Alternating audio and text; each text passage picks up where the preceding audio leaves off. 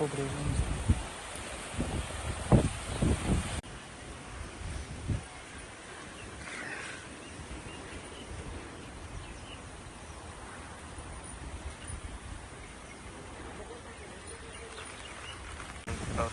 त्याला फटका म्हणजे वादळी वाऱ्यामुळे पाणी फुटण्यामुळे उत्पादनामध्ये घट येण्याची दाट शक्यता आहे.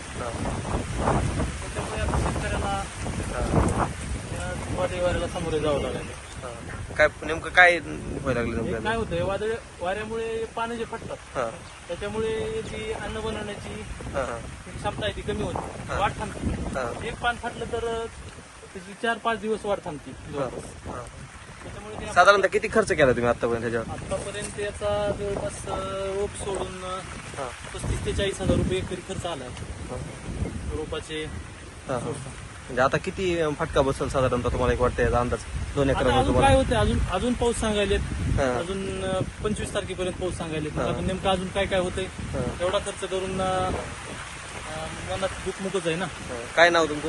पांडुरंग अच्युत राखुंडे, राहणार खडकी, तालुका कळंब, जिल्हा धाराशिव.